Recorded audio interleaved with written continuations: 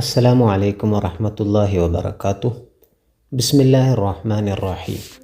6ാം ക്ലാസ്സിലെ താരീഖിൻ്റെ 1ാമത്തെ പാഠം. അദ്ദർസുൽ അവ്വൽ, പാഠം 1, കൂടിയാലോചന. ഇതാണ് പാഠത്തിൻ്റെ പേര്. നമുക്ക് ഈ പാഠത്തിലൂടെ പഠിക്കാനുള്ള ഭാഗം എന്ത് എന്ന് നോക്കാം. തദ്രീബാത്തിനേക്കാൾ കൂടുതൽ നമ്മൾ പാഠഭാഗത്തിൽ നിന്നാണ് പരീക്ഷയ്ക്ക് വേണ്ടി കൂടുതൽ തയ്യാറാവേണ്ടത്.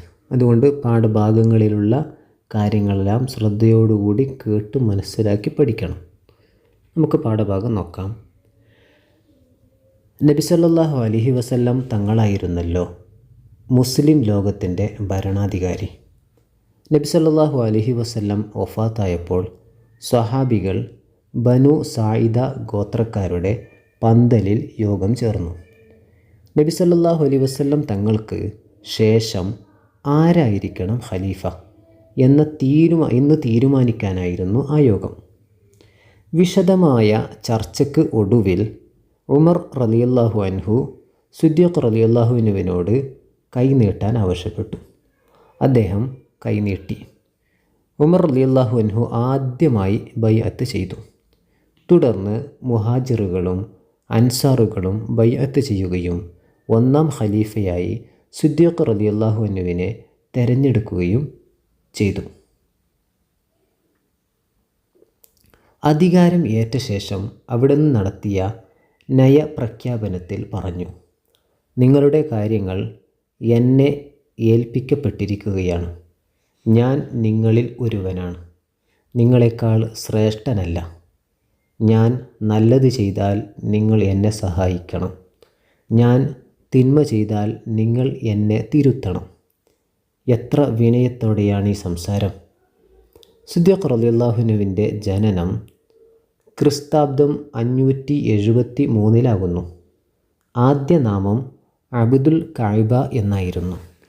അത് മാറ്റി അബ്ദുള്ള എന്ന പേര് നൽകിയത് നബി സല്ലല്ലാഹു അലൈഹി വസല്ലം തങ്ങളാകുന്നു. സിദ്ദീഖ് എന്നത് സ്ഥാനപ്പേരും അബൂബക്കർ എന്നത് ഓമനപ്പേരുമാകുന്നു. സിദ്ദീഖ് എന്നത് സ്ഥാനപ്പേരും അബൂബക്കർ എന്നത് ഓമനപ്പേരുമാകുന്നു. നിരവധി കാര്യങ്ങളിൽ മഹാനവറുകൾ ഒന്നാമനാണ്, അഥവാ അബൂബക്കർ സിദ്ദീഖ് റളിയല്ലാഹു അൻഹു ഒന്നാമനാണ്. ഏതിലെല്ലാം എന്ന് നോക്കാം. പുരുഷന്മാരിൽ ആദ്യമായി ഇസ്ലാം സ്വീകരിച്ചു. പുരുഷന്മാരിൽ ആദ്യമായി ഇസ്ലാം സ്വീകരിച്ചത് അബൂബക്കർ സിദ്ദീഖ് റളിയല്ലാഹു അൻഹുവാണ്.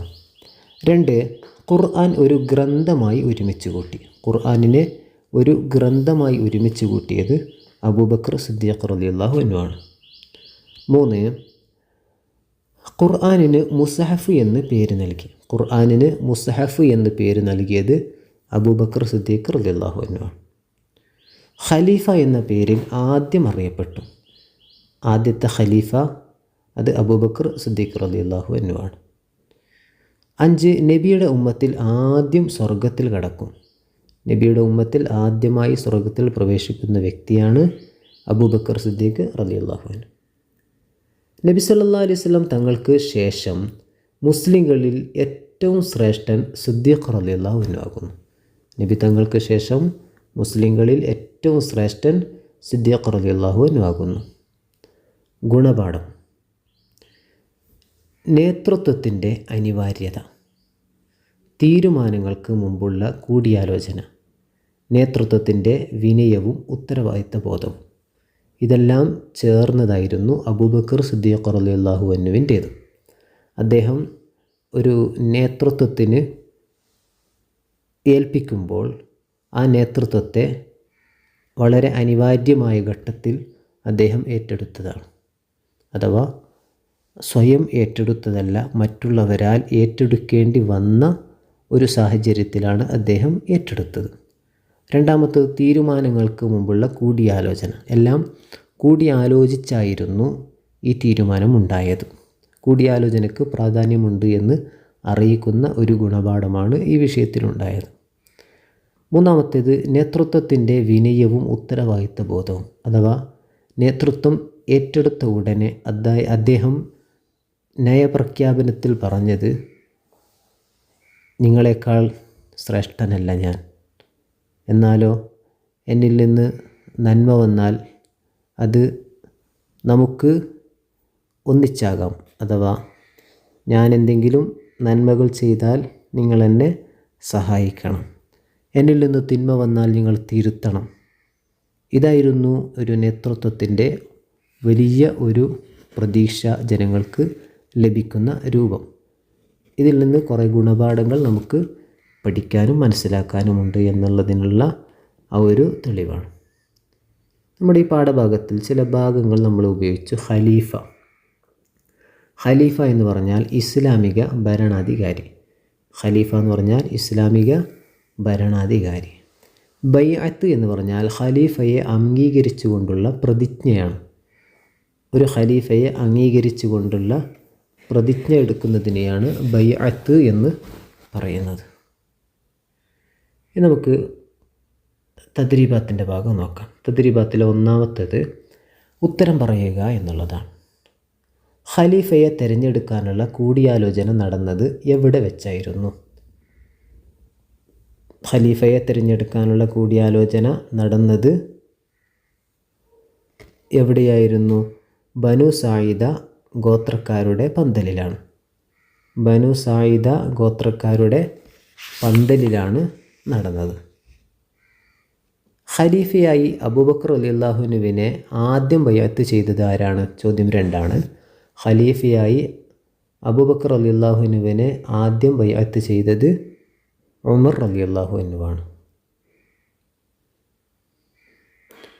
ചോദ്യത്തിൻ്റെ രണ്ടാമത്തെ ഭാഗം ശരി എന്നതിന് ശരിയെന്ന് മാർക്ക് ചെയ്യുക.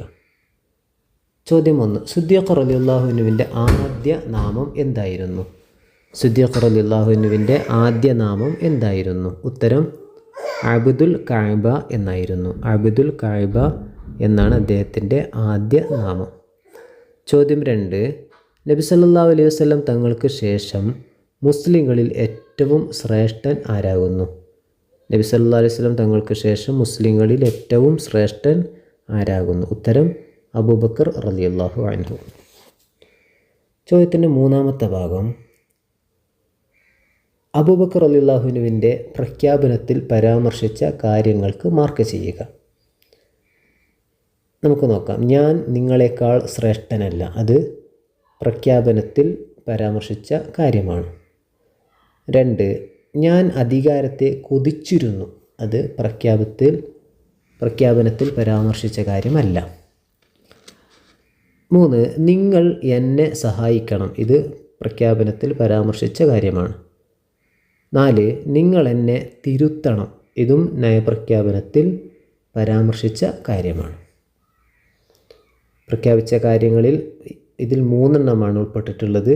1 ഞാൻ നിങ്ങളെക്കാൾ ശ്രേഷ്ഠനല്ല, നിങ്ങൾ എന്നെ സഹായിക്കണം, നിങ്ങൾ എന്നെ തിരുത്തണം. ഇത് 3 പ്രഖ്യാപനത്തിൽ പരാമർശിച്ച കാര്യങ്ങൾ. പ്രവർത്തനത്തിൻ്റെ 4ാമത്തെ ഭാഗം നോക്കാം. തദ്രീബാത്തിൻ്റെ 4ാമത്തെ ഭാഗം തുടർ പ്രവർത്തനം. കൂടിയാലോചന നടത്തുന്നതിൻ്റെ നേട്ടങ്ങളും ഇല്ലാതിരിക്കുന്നതിൻ്റെ നഷ്ടങ്ങളും ചർച്ച ചെയ്യുക. കൂടിയാലോചന എന്നുള്ളത് വളരെ അനിവാര്യമായ ഒന്നാണ്. കൂടിയാലോചന ഉണ്ടാകുമ്പോഴാണ് പല അഭിപ്രായങ്ങൾ വരികയും ആ അഭിപ്രായത്തിൽ തന്നെ നല്ല അഭിപ്രായങ്ങൾ വന്ന് ആ നല്ല അഭിപ്രായം തീരുമാനങ്ങളായി മാറുന്നു. തീരുമാനങ്ങൾ വലിയ ഒരു സമൂഹത്തിന് അതൊരു മുതൽക്കൂട്ടായി, അല്ലെങ്കിൽ ആ ഒരു തീരുമാനം എല്ലാവർക്കും ഒരു നേട്ടമായി അത് സംഭവിക്കുന്നു. എന്നാൽ കൂടിയാലോചന ഇല്ലാതിരിക്കുമ്പോൾ ചില തീരുമാനങ്ങൾ വരും. ആ തീരുമാനങ്ങൾക്ക് പലരുടെയും ഭിന്ന അഭിപ്രായങ്ങൾ വരും. അഭിപ്രായ ഭിന്നത വരുമ്പോൾ പലരിലും പല രൂപത്തിലുള്ള വിമർശനങ്ങൾ വരാം. അപ്പോൾ ആ തീരുമാനത്തെ പലരും എതിർക്കുകയും ചെയ്യും. അങ്ങനെ അത്തരം കൂടിയാലോചനകളില്ലാതെയുള്ള തീരുമാനങ്ങൾ നമുക്ക് നഷ്ടങ്ങളും അതേപോലെ തന്നെ മറ്റുള്ള വിപത്തുകളും വന്നു ചേരാൻ സാധ്യതയുണ്ട് എന്ന് നമുക്ക് മനസ്സിലാക്കാൻ കഴിയും.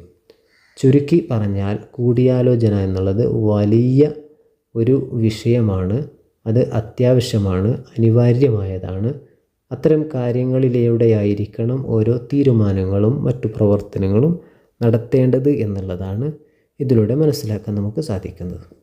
നല്ലതുപോലെ പഠിച്ച് മനസ്സിലാക്കി പരീക്ഷയിൽ ഉന്നത വിജയം നേടുക. അള്ളാഹു നമുക്കതിന് തൗഫീഖ് നൽകട്ടെ. വആഖിറു ദഅവാനാ അനിൽ ഹംദുലില്ലാഹി റബ്ബിൽ ആലമീൻ. വസ്സലാമു അലൈക്കും വറഹ്മത്തുള്ളാഹി വബറകാതുഹു.